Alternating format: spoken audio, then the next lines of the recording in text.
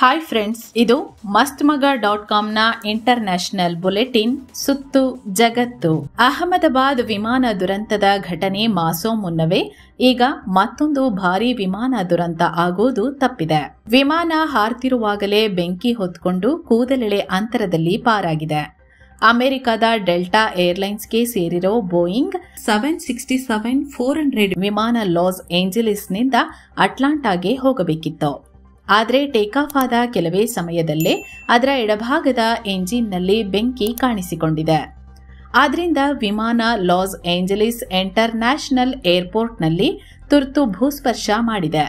ವಿಮಾನದ ಎಂಜಿನ್ನಲ್ಲಿ ಬೆಂಕಿ ಧಗಧಗಿಸ್ತಾ ಉರಿತಿರೋದನ್ನ ವಿಮಾನ ಸಿಬ್ಬಂದಿ ಗಮನಿಸಿ ತಕ್ಷಣವೇ ಏರ್ ಟ್ರಾಫಿಕ್ ಕಂಟ್ರೋಲ್ ಅಧಿಕಾರಿಗಳೊಂದಿಗೆ ಕೋಆರ್ಡಿನೇಟ್ ಮಾಡಿ ಎಮರ್ಜೆನ್ಸಿ ಲ್ಯಾಂಡಿಂಗ್ ಮಾಡಿಸಿದ್ದಾರೆ. ಆಘಾತಕಾರಿ ಸಂಗತಿ ಅಂದ್ರೆ ಲಾಸ್ ಏಂಜಲೀಸ್ ಏರ್ಪೋರ್ಟ್ನಿಂದ ಟೇಕ್ ಆಫ್ ಆಗಿದ್ದ ಈ ವಿಮಾನ ಪೆಸಿಫಿಕ್ ಸಾಗರದವರೆಗೂ ಹೋಗಿತ್ತು. ವೇಗವಾಗಿ ಅಮೆರಿಕ ಗಡಿ ದಾಟಿತ್ತು. ನಂತರ ಬೆಂಕಿ ಕಾಣಿಸಿ ಅದೇ ಏರ್ಪೋರ್ಟ್ಗೆ ವಾಪಸ್ ಆಗಿದೆ. ಆದರೆ ವಾಪಸ್ ಆಗೋ ವೇಳೆ ವಿಮಾನ ಯಾವುದೇ ರೀತಿ ಆಲ್ಟಿಟ್ಯೂಡ್ ಕಳೆದುಕೊಂಡಿಲ್ಲ. ಅದೇ ಸ್ಪೀಡ್ನಲ್ಲಿ ಪೈಲಟ್ ಸೇಫ್ ಆಗಿ ಲ್ಯಾಂಡ್ ಮಾಡಿಸಿದ್ದಾರೆ. ಅದು ಲ್ಯಾಂಡ್ ಆಗೋ ವೇಳೆ ಎಮರ್ಜೆನ್ಸಿ ಸಿಬ್ಬಂದಿ ಏರ್ಪೋರ್ಟ್ನಲ್ಲೇ ಕಾಯ್ತಿದ್ರು. ವಿಮಾನ ಲ್ಯಾಂಡ್ ಆದ ತಕ್ಷಣವೇ ಬೆಂಕಿನ ನಂದಿಸಲಾಯಿತು. ಸದ್ಯ ಇದರಲ್ಲಿದ್ದ ಪ್ರಯಾಣಿಕರಿಗಾಗಲಿ ಸಿಬ್ಬಂದಿಗಾಗಲಿ ಯಾವುದೇ ರೀತಿಯ ಗಾಯ ಆಗಿರೋದು ವರದಿಯಾಗಿಲ್ಲ ಅಂತ ಡೆಲ್ಟಾ ಏರ್ಲೈನ್ಸ್ ವಕ್ತಾರ ಮಾಹಿತಿ ನೀಡಿದ್ದಾರೆ. ಸದ್ಯ ಈ ಘಟನೆ ಸಂಬಂಧ ಅಮೆರಿಕ ಫೆಡರಲ್ ಏವಿಯೇಷನ್ ಅಡ್ಮಿನಿಸ್ಟ್ರೇಷನ್ ತನಿಖೆ ಶುರು ಮಾಡಿದೆ. ಬೆಂಕಿ ಹೊತ್ತಿಕೊಳ್ಳೋಕೆ ಕಾರಣ ಏನು ಅಂತ ಪತ್ತೆ ಹಚ್ಚೋ ಕೆಲಸ ನಡೀತಿದೆ. ಇನ್ನ ಇದರ ಎಡಭಾಗದ ಇಂಜಿನ್ನಲ್ಲಿ ಬೆಂಕಿ ಉರಿಯೋದನ್ನ ಕೆಳಗಡೆ ಇದ್ದವರು ವಿಡಿಯೋ ಮಾಡಿದ್ದಾರೆ. ಈ ವಿಡಿಯೋ ಈಗ ಭಾರಿ ವೈರಲ್ ಆಗ್ತಿದೆ. ಬೋಯಿಂಗ್ ವಿಮಾನಗಳಲ್ಲಿ ಉಂಟಾಗೋ ಟೆಕ್ನಿಕಲ್ ಸಮಸ್ಯೆ ಬಗ್ಗೆ ಮತ್ತೆ ಚರ್ಚೆ ನಡೀತಿದೆ. ಇನ್ನ ಈ ಘಟನೆ ವೇಳೆ ವಿಮಾನದೊಳಗೆ ಎಷ್ಟು ಪ್ರಯಾಣಿಕರಿದ್ರು ಅನ್ನೋ ಬಗ್ಗೆ ಮಾಹಿತಿ ಇಲ್ಲ. ಆದರೆ ಸುಮಾರು 245ರಿಂದ 375 ಪ್ಯಾಸೆಂಜರ್ಸ್ ಕ್ಯಾರಿ ಮಾಡೋ ಸಾಮರ್ಥ್ಯ ಬೋಯಿಂಗ್ 767-400 ಬಳಿ ಇದೆ. ಇನ್ನ ಈ ಘಟನೆಗೊಳಗಾದ ವಿಮಾನ 25 ವರ್ಷ ಹಳೆಯದು ಹಾಗೂ 2 ಜನರಲ್ ಎಲೆಕ್ಟ್ರಿಕ್ CF6 ಎಂಜಿನ್ ಹೊಂದಿದೆ. ಕಳೆದ 20 ವರ್ಷದಿಂದ ಕೋಮಾದಲ್ಲಿದ್ದ ಸ್ಲೀಪಿಂಗ್ ಪ್ರಿನ್ಸ್ ಅಂತಲೇ ಕರೆಸಿಕೊಂಡಿದ್ದ ಸೌದಿ ಯುವರಾಜ ಅಲ್-ವಲೀದ್ ಬಿನ್ ಖಾಲಿದ್ ಬಿನ್ ತಲಾಲ್ ನಿಧನರಾಗಿದ್ದಾರೆ. ಇವರಿಗೆ 36 ವಯಸ್ಸಾಗಿದ್ದು ಯುವರಾಜನ ಸಾವನ್ನ ಸೌದಿ ರಾಜ ಮನೆತನ ಕನ್ಫರ್ಮ್ ಮಾಡಿದೆ. ಈ ಮೂಲಕ ಭರ್ತಿ 2 ದಶಕಗಳಿಂದ ತಮ್ಮ ಮಗ ಮತ್ತೆ ಎದ್ದು ಬರ್ಬೋದು ಅಂತ ಕಾಯ್ತಿದ್ದ ಸೌದಿ ರಾಜ ಮನೆತನಕ್ಕೆ ಈಗ ಶಾಶ್ವತ ಆಘಾತ ಆಗಿದೆ. ಅಂದಹಾಗೆ ಸ್ನೇಹಿತರೆ, ಈ ತಲಾಲ್ ಅವರು 1990 ಏಪ್ರಿಲ್ ತಿಂಗಳಲ್ಲಿ ಹುಟ್ಟಿದ್ರು. ಇವರು ಪ್ರಿನ್ಸ್ ಖಾಲಿದ್ ಬಿನ್ ತಲಾಲ್ ಅಲ್ ಸೌದ್ರ ಹಿರಿಯ ಮಗ ಆಗಿದ್ದು ಸೌದಿ ಬಿಲಿಯನೇರ್ ಪ್ರಿನ್ಸ್ ಅಲ್ ವಲೀದ್ ಬಿನ್ ತಲಾಲ್ ರ ಸೋದರಳಿಯ. ಚಿಕ್ಕಂದಿನಿಂದಲೂ ಸೇನೆಯಲ್ಲಿ ಕೆಲಸ ಮಾಡಬೇಕು ಅನ್ನೋ ಕನಸು ಕಟ್ಟಿಕೊಂಡಿದ್ರಂತೆ. ಹಾಗಾಗಿ ಲಂಡನ್ನಲ್ಲಿ ಸೇನಾ ತರಬೇತಿ ಪಡೀತಿದ್ರು. ಆದ್ರೆ 2005ರಲ್ಲಿ ಅಂದ್ರೆ ಯುವರಾಜನಿಗೆ ಜಸ್ಟ್ 15 ವರ್ಷವಾಗಿದ್ದಾಗ ಕಾರು ಅಪಘಾತ ಆಯಿತು.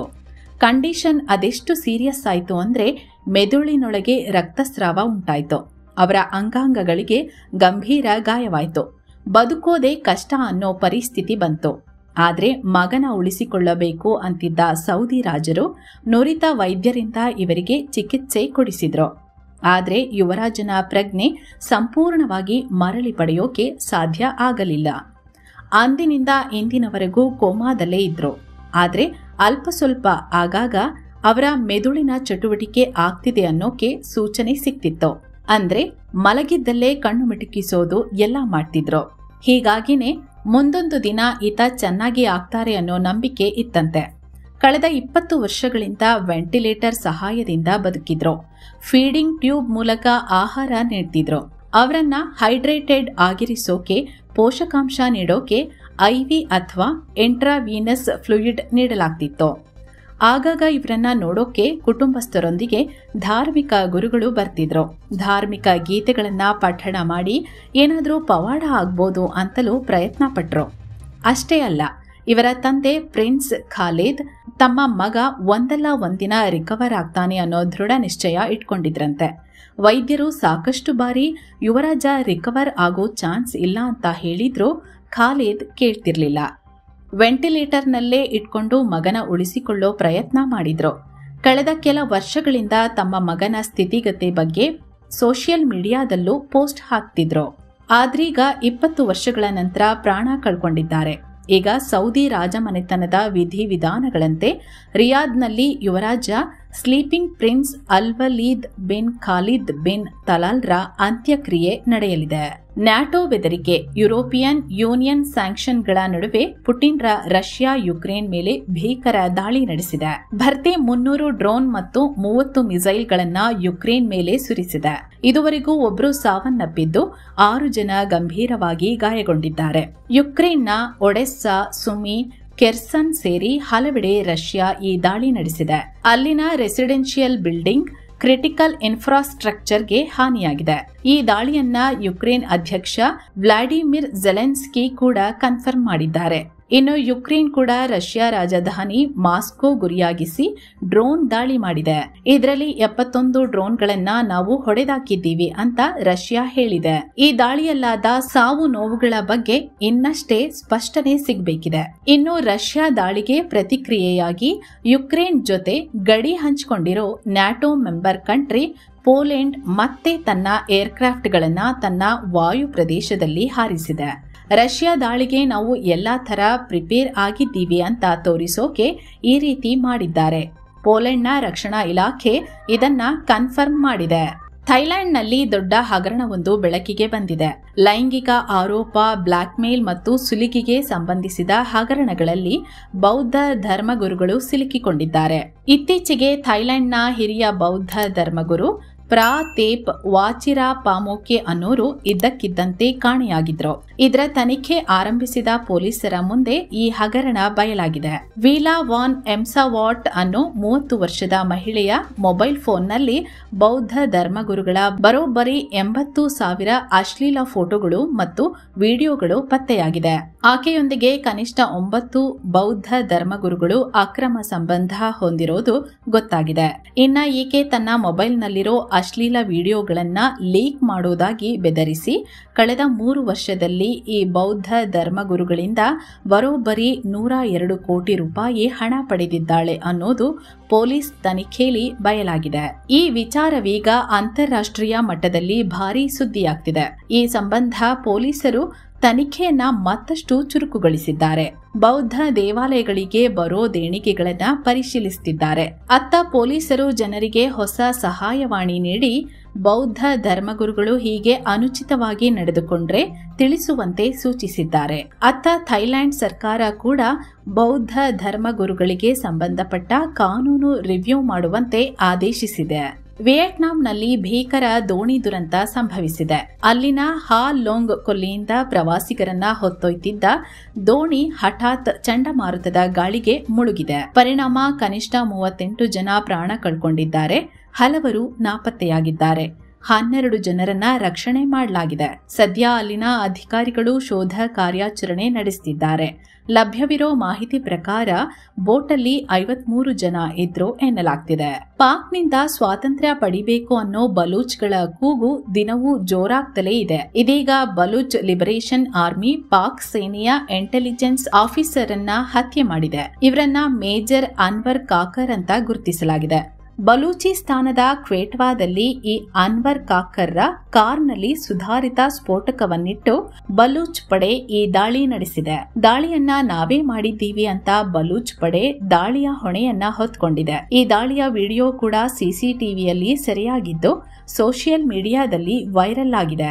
ಇನ್ನು ಪಾಕ್ ಸೇನೆ ಉಗ್ರ ವಿರೋಧಿ ಕಾರ್ಯಾಚರಣೆ ನಡೆಸಿದ್ದಾಗಿ ಹೇಳ್ಕೊಂಡಿದೆ. ಪಾಕ್ನ ಖೈಬರ್ ಪಖ್ತೂನ್ಖ್ವಾದಲ್ಲಿ ಗುಪ್ತಚರ ಮಾಹಿತಿ ಮೇರೆಗೆ 9 ಉಗ್ರರನ್ನ ಹೊಡೆದುರುಳಿಸಿದ್ದೀವಿ ಅಂತ ಹೇಳಿದೆ. ಈ ವೇಳೆ ನಮ್ಮ ಸೇನೆಯ ಮೇಜರ್ ರ್ಯಾಂಕ್ ಆರ್ಮಿ ಆಫೀಸರ್ ಸೇರಿ 3 ಗಾಯಗೊಂಡಿದ್ದಾರೆ ಅಂತ ಪಾಕ್ ಸೇನೆ ಮಾಹಿತಿ ನೀಡಿದೆ. ಸಾವನ್ನಪ್ಪಿರೋ ಉಗ್ರರು ಪಾಕಿಸ್ತಾನ ತಾಲಿಬಾನ್ ಘಟಕಕ್ಕೆ ಸೇರಿದವರು ಅಂತ ಪಾಕ್ ಸೇನೆ ಹೇಳ್ಕೊಂಡಿದೆ. ಭಾರತದ ಬ್ರಹ್ಮಪುತ್ರ ಟಿಬೆಟ್ನಲ್ಲಿ ಯಾರ್ಲುಂಗ್ ಜಂಗ್ಬೋ ಅಂತ ಕರೆಯೋ ನದಿಗೆ ಚೀನಾ ಅಧಿಕೃತವಾಗಿ ವಿಶ್ವದ ಅತಿ ದೊಡ್ಡ ಡ್ಯಾಂ ನಿರ್ಮಾಣ ಮಾಡೋಕೆ ಶುರು ಮಾಡಿದೆ. ಡ್ಯಾಂ ನಿರ್ಮಿಸಿ ಜಲವಿದ್ಯುತ್ ಉತ್ಪಾದನೆ ಮಾಡೋ ಈ ಯೋಜನೆಯನ್ನ ಚೀನಾ ಪ್ರಧಾನಿ ಲೀ ಕಿಯಾಂಗ್ ಉದ್ಘಾಟಿಸಿದ್ದಾರೆ. ಈ ಡ್ಯಾಂ ನಿರ್ಮಾಣಕ್ಕೆ ಚೀನಾ ಸುಮಾರು $167.8 ಬಿಲಿಯನ್ ಹಣ ಸುರಿಯಲಿದೆ. ಇದಕ್ಕೆ ಕಳೆದ ಡಿಸೆಂಬರ್ನಲ್ಲಿ ಚೀನಾ ಅನುಮೋದನೆ ನೀಡಿತ್ತು. ಈಗ ಅಧಿಕೃತವಾಗಿ ನಿರ್ಮಾಣ ಕಾರ್ಯ ಶುರು ಮಾಡಿದೆ.